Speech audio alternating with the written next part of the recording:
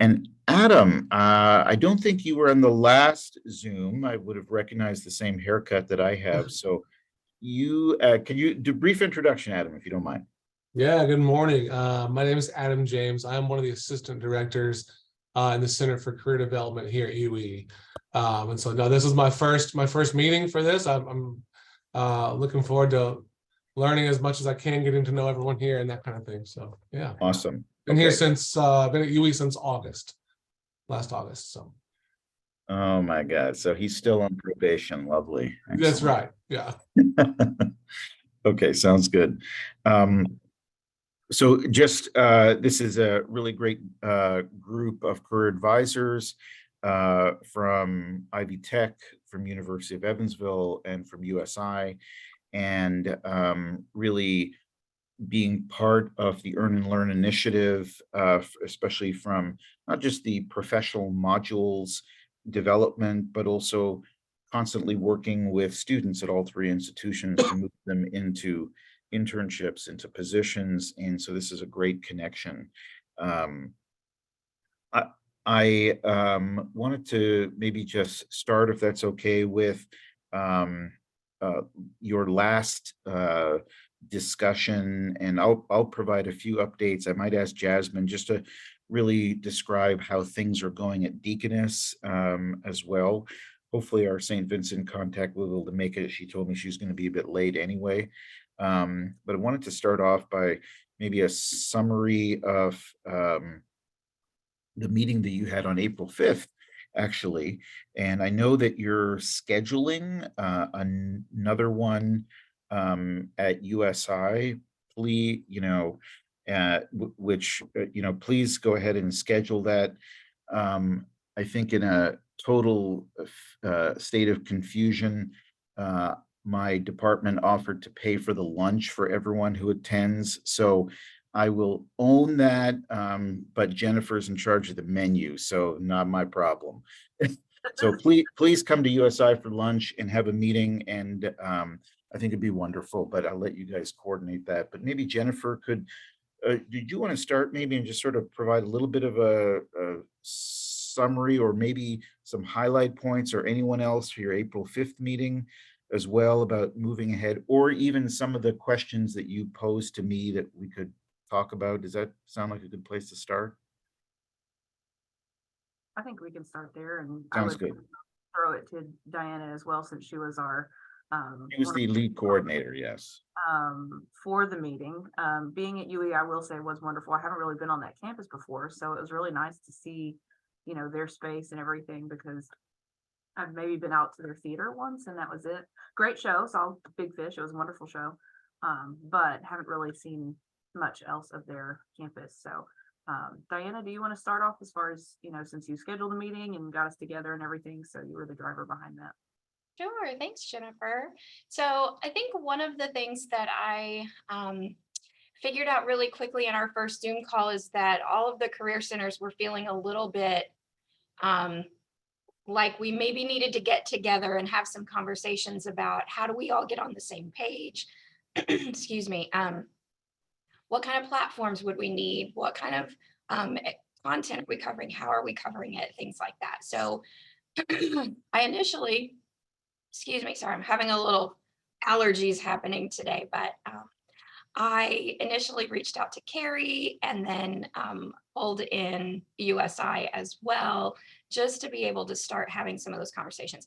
And I think what we determined when we all got together was that we still had a lot of questions about some of the expectations, still kind of looking at technology pieces. How are we delivering this content consistently across all campuses, just to ensure that what we are providing is the right content, it's high quality, the students are really going to get what the employers want them to gain from the information that we're providing.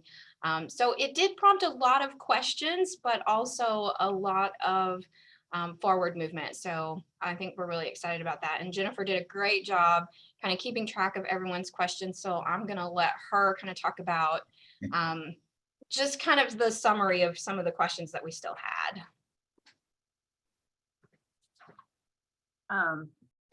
Okay, so I think I think in general, a lot of our questions just kind of revolved around the module content. I think we all kind of agreed when we got there and started discussing everything that we had already kind of touched on who was going to cover which module.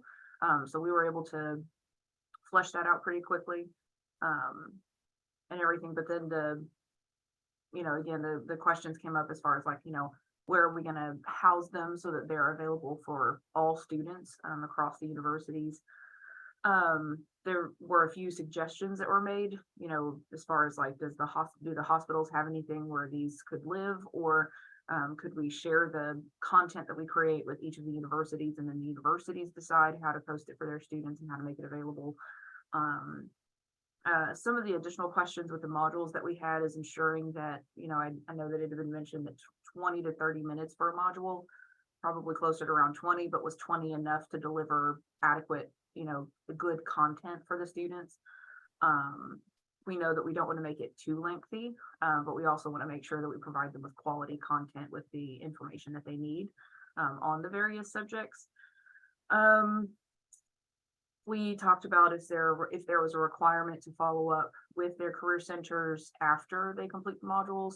There was discussion as far as we want to make sure that if we teach them in a module how to create a resume, then we may want to check that resume to make sure that what they have created is a good solid resume and a professional resume. But then also understanding too that if we place that requirement on students, what workload does that increase for the career centers on top of everything else that we are doing. We also discussed as far as who's completing or who is monitoring the completion of the modules. So when students finish the modules, who is monitoring that? How do we assess that essentially? And then how do we confirm that to the hospitals so that they can receive, the stipend or the raise that has been discussed on their end. And then discussed a little bit as far as like the preferred timeline, or at least wondering what the preferred timeline was for the availability of the modules.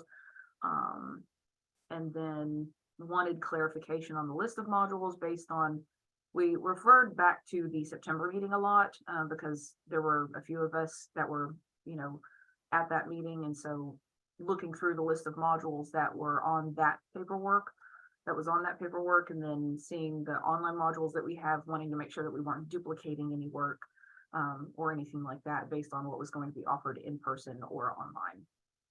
Did I miss anything? Probably so, but. Jennifer, I think you did an exceptional job summarizing in writing when you took those notes. A+, that got everybody's ideas together and summarizing it just then. And I have to, and you know me, I'm somebody who I always have follow-up questions, and I appreciate going ahead and sharing those responses that Kevin, thank you, had provided ahead of time. And I don't know why I still have a bit of a foundational component that I'm still a little unclear on. And I think if I get a grasp on that, everything else is going to make sense to me. So do you care if I back up one step from the operational pieces that you just described? In terms of the audience, so I read, I think in bullet point 3 in the notes there, like, do the students have to complete the modules first before they apply? I think I'm kind of still struggling with who the audience is. My initial understanding was somebody would apply, interview, be hired, and then they would complete these modules and get incentivized to do that with some sort of a pay increase. But now I'm almost wondering, based on what I'm reading, is this something that we're asking them to do prior to application? So I think if I can get my head around, is our audience pre-apps or is our audience post-hires? Because when I look at topic 3 for Ivy Tech, communication throughout the hiring process, if it was pre-apps, I get that, a great topic. If it's post-apps, then I was leaning more toward employability skills. So are we trying to make qualified people who can navigate an application process in a strong manner? Are we trying to educate current employees to be better employees and possibly even better future applicants? So I don't know. I know that's a super foundational question. I probably should already know the answer to, but that's where I stand, is who's our audience? Let me start. It's a great question. And the answer is yes. So it's both. Let me just sort of back up just to make sure, especially Jasmine, it is on the same page. When we really started conceiving of the Earn and Learn program, we reached out to our essentially two individuals at St. V and Deaconess. Actually, they were part of it. Katie Burnett was one of them at Deaconess, and really both of them said simultaneously, and they've been talking about it, that especially for students, if the universities, the colleges and universities could help with professionalism in some way. And so these professional modules, really came out of that, and the career services offices are really leading the charge with the first three modules. So to go back to Carrie's question, what's also surfaced, and by the way, Carrie, I think you realize we're sort of making this up as we go. Right? We are totally making it up. There is no blueprint for this. So and I appreciate that. I just want to make sure we deliver to expectations. And I guess that's where I'm like, we always start. Everybody starts like, if you're a teacher, you need to know is your audience entry level or more advanced, or if you're just presenting a workshop, it's like, who is my audience? So sorry to ask probably such a, no, great. Something I should know, but definitely, one of the modules, which is on the application process and resumes, really needs to be a pre-applying to Earn and Learn, or at least in the stages of applying to Earn and Learn, because the way that students find out about Earn and Learn is through a QR code. And then if they click on the QR code, as an example for Deaconess, and complete it, that response will go directly to Jasmine, because she is the contact person. Jasmine then filters it, looks at it, and calls back that individual, speaks to them on the phone. What we realized in the process is sometimes when she called, they weren't answering the phone because they didn't recognize the number. They also didn't have voicemail on, so Jasmine couldn't leave a number as well. And she probably, I'm putting words in your mouth, Jasmine, but you called again, but she's not going to keep calling. End of relationship then. So that's all pre-application. But then what Jasmine will do is talk about their schedule and look at the openings, and then direct them to a Deaconess manager who will ultimately interview. So there's still an interview and make a decision. Along the way, they do have to go through the Deaconess application, the human resources application. So all those steps are pre-employment.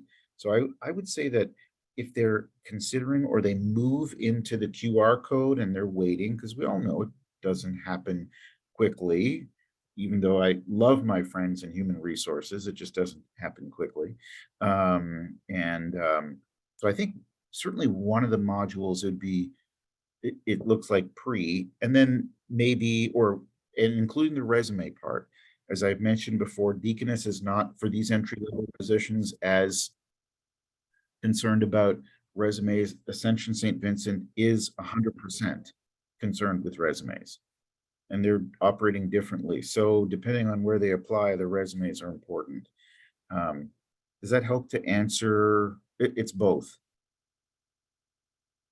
And that's where, when I was looking at topic 3 for Ivy Tech, communication throughout the hiring process, if in fact it was both, I didn't know if that topic could be more angled toward employability skills, communication being one of those. But if we wanted to make it more broad, and I don't know, Jasmine, that was necessarily the goal of that. If it really is about the application process, we can totally keep it focused on that. But I didn't know if the audience was post-hires, if the communication could be more broad and talk about, like the top 5 employability skills according to NACE. So I was selfishly trying to get more clarification for our particular topic as well. So. Yeah, let me add one more. Oh, I'm sorry, Mary, I know you wanted to say something. Well, but I think, those employability skills, I think it's all about helping these young people understand the skills that are needed to be in the workforce, especially in healthcare. So, we hadn't really talked about that, but I do think maybe we should talk about is that something that employers would like to see as we think about the socialization and development of these future young people who, may start in entry level positions, but I mean, obviously some of them we'd like, are going to school, are going to come back into professional positions, et cetera. So I think it's something we should address, whether it should be we should be addressing both of those things in content areas. And then I think the other question is, current students at Ivy Tech, USI, UE that are in your systems, should they have access to some of this information, even though they might already be employed, when we begin to get into the in-person sessions related to conflict management, team approach, continued professional development, socialization, professional dispositions? Should they participate in some of this? I mean, and I think that's a great question. My response is yes. I mean, needs to. So there's individuals who are already hired, and whether it be through, certainly we're focusing on earn and learn, but also those who are interested. So Carrie, I think to answer your question from the Ivy Tech module, it's both. But we certainly learned a lot as we launched this from both institutions that not all the students, but a large percentage of them really just need coaching when it comes to the application process. They are, Jasmine, don't take this personally, they are intimidated by someone like Jasmine, and they think, oh my God, she's going to make a decision. And what if I say the wrong thing? I mean, you all know this. I don't know if that helps. So I think it's both. That's my perspective. Anyone else want to throw out anything? This is Jasmine. I agree, because my goal is that once they accept any position with us, that they are promoted. We have a rule that you have to be in a spot for at least 6 months. So I don't want a college student to stay in that entry-level position for too long. My goal is that they move up. And I've actually talked to a student who is at USI, applied through Earn and Learn, accepted an entry-level position, and he emailed me, said everything's going great, but I'm looking into the future, and I have a family, and I need a little bit more income to provide for my children. And he's like, will you be willing to talk to me? And this is actually on Monday. And I said, absolutely. Let's talk about what openings we offer, like on-the-job training. Most of our positions that he can get into do not require certification. So I'm going to have that conversation with him this week, but I absolutely agree that it should be throughout, even after they're being hired for. I'll just say, Carrie, that's a tall order for that module. I mean, that's a lot. I mean, it in a 20-minute module, you can't pack everything into it, right? When we understand that. So it's really, I think I would suggest that each career center really prioritize. And I think the fact that all of you are communicating is wonderful, prioritizing. So there might be some crossover, but not massive crossover, because it all is connected together. But I'll say you take the lead and prioritize what 3 things are most important in the pre-process and in the post-process at this point, given who they are and given these are entry-level positions. Okay. Excellent. Thank you for that. I appreciate that clarification. Are there other things on the list that we can talk about? I know we talked about a potential, like a date.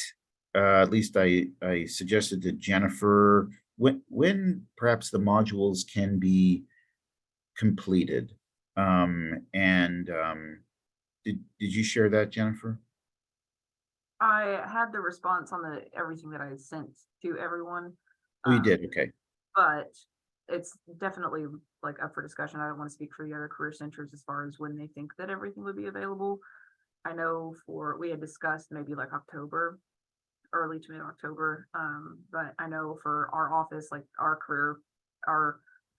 career fair is scheduled for the last week of September, and usually by then we are pretty busy and running around, and our days are pretty much packed filled with that. And I'm sure that the other career centers too probably experience a heavy workload in the months of August, September, and October as well. So that's a guess. I don't want to speak for everyone, but I see some head nodding, so I think I'm on the right track. So so then we had discussed then pushing it back to November. So how about November 15th as like a date? Perhaps that each institution's module could be completed.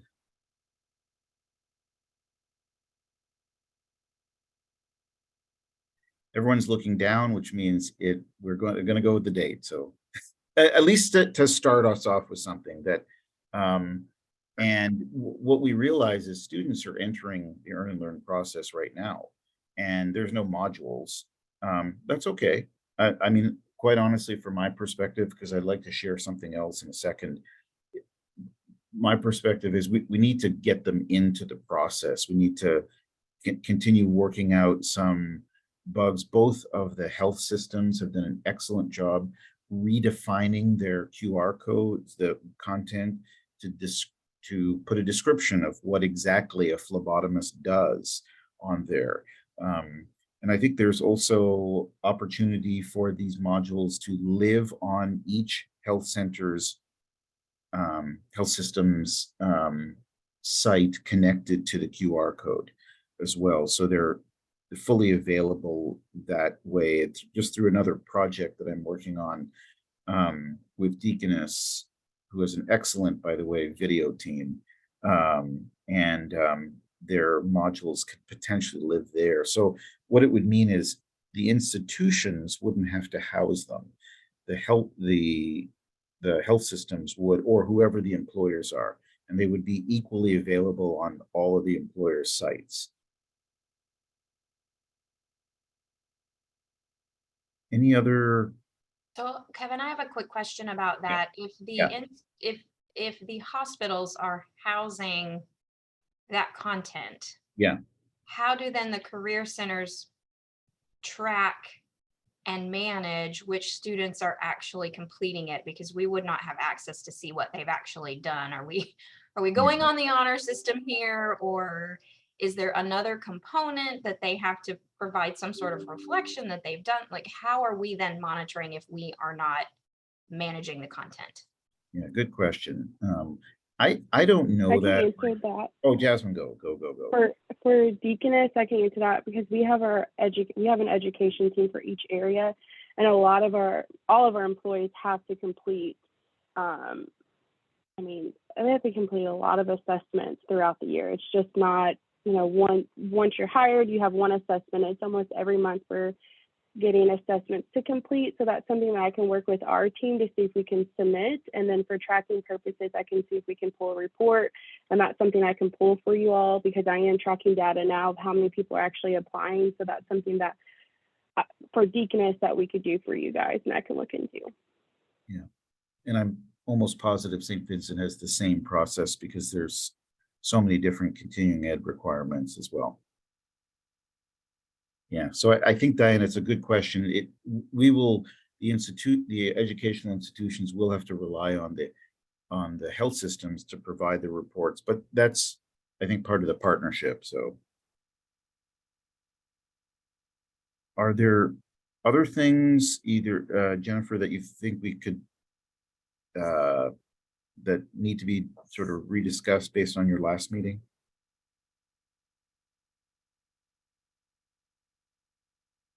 I'm looking through my notes. Okay.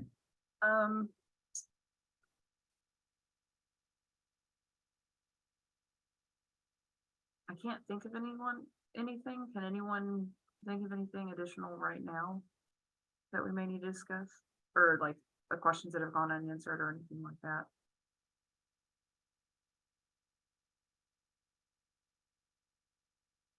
I will ask this just because, I'm sorry, just because I know for the folks I work with and myself included, this is time that we're investing. So I will go ahead and put the question out there. I understand there is a stipend, but do you have an estimate of what that would be? Again, trying to figure out, I know what content that is $250 worth would look like of my time. And then I know what content that is $500 would look like based on time that we're trying to squeeze out of summers, which I know it seems weird, but even though we're not faculty, a lot of times you don't take time off in the summer. So we're trying to squeeze vacations in. So I will be the person to put that out there, and not trying to be petty, but do want to ask. Mary asked for $1 billion, but it was unfortunately denied. So we settled with $1,000 stipend per module. And that's coming through the EVV Ready. So we have $1,000 per module. And that is really meant for individual stipend. If there are things that are needed to create the module, that will be extra. And that will come from, that will go, it's not going to go to the university, it's going to go to the individuals. So $1,000. Now, if there are 2 individuals, 3 individuals, it's still $1,000. But I think for the, yes, and so the funds are available to be able to do this. And that will continue on. I don't know if it's going to be the same for the in-person modules, but at least for these $1,000. Awesome. Thanks for sharing that. And I apologize to have to ask that question, but I appreciate that information. Thank you. Yeah, 100%. But again, if there is equipment costs related to it, I mean, hopefully not exorbitant, that is a separate pot that the EVV Ready will provide as well. So this is just for individuals' time. Yeah, good question. Other things, then I wanted to bring up, and if you think about them as I'm talking, please bring them up. In a separate but related connection to this, last week, some of us at USI had we had a meeting last Friday with a group of long-term care organizations, nursing homes and assisted living facilities, to really redevelop some of our partnerships. In the course of the meeting, actually there was a individual from Good Samaritan Home here in Evansville, which is the largest in terms of beds nursing home in the region. And she said, I've heard about this Earn and Learn program. That would be wonderful for us, as we are constantly recruiting for entry-level positions. And I think that she was really referring to certified nursing assistants, CNAs. And then 5 other individuals said, we're interested too. So I briefly described a little bit about the program. I talked about the modules. And so now, this is this is for everybody. There's other healthcare groups apart from the health systems who are interested in this, all for entry-level positions. The environments are different. The professionalism skills are going to be very similar, but even though the clients, the residents, the patients, the level employees are different. There are a lot of, Ivy Tech has a CNA program, which has been exceedingly successful, and yet there's always a need because it's such a high turnover industry. But I will tell you, I was sort of surprised. The pay level, especially post-COVID, has accelerated immensely for CNAs, and it is very competitive, if not more competitive than the $15 an hour that we're talking about for the health systems. I'm just bringing that up as well as other regional type of employers are interested in this. Now, it's the first I've sort of shared this with Jasmine from Deaconess, and I haven't even shared it with St. Vincent. It's not a competition. We want all of our students to be gainfully employed as they are enrolled in courses. But I do think we will, certainly be open to expanding this. This is as well, because we have a lot of interest, and we, quite honestly, it's a good thing for our students. So I wanted to share that with you as well. But I think I'll just add one more thing. We don't, certainly with the Earn and Learn program, want to damage or hurt existing relationships. U of E has wonderful relationships with health systems and long-term care facilities, as does Ivy Tech, as does USI. And this is not to pull other things away. So I think it's, you know, it's just really done in parallel.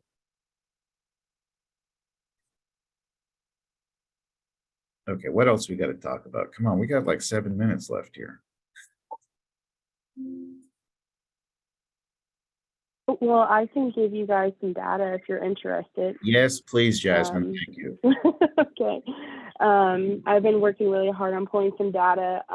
So I will start with USI. We had 32 applicants submit like a quick link to like let us know that they're interested in a career. Only 5 last year were hired for a position here with Deaconess.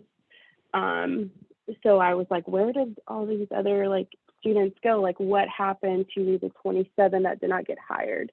And I found out 15 of them did not submit a full application or like reach back out to the recruiter. And then some of them just were not interested in what we had available.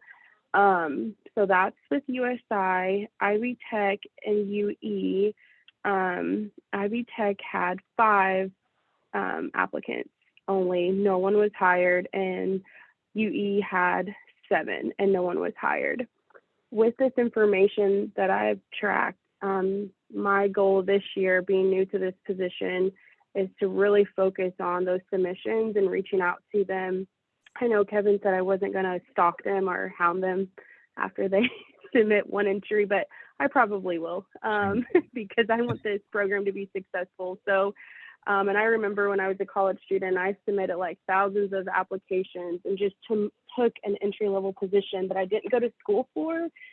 But I mean, I remember those days. So I really, really care about these students. So my goal is to work with them. And if we don't have something, I will kind of, you know, direct them into the, you know, the avenue they want to go to, or reach out to other HR recruiters that I know in the area. But again, my goal is to report in this information as soon as I get it. I don't know if that's going to be quarterly or what that will look like, but I will provide this information to you all so you know, okay, the work that I'm doing in these modules, is it successful? Because you guys are doing all this work, but what's the return on it? So I will probably report out on this for you all eventually. So on behalf of Deaconess. That's great. But the ones who are hired are still working with Deaconess, so they haven't left. So that's good. They're still here. Yeah. I will tell you that the St. Vincent inquiries are a little bit lower than Deaconess.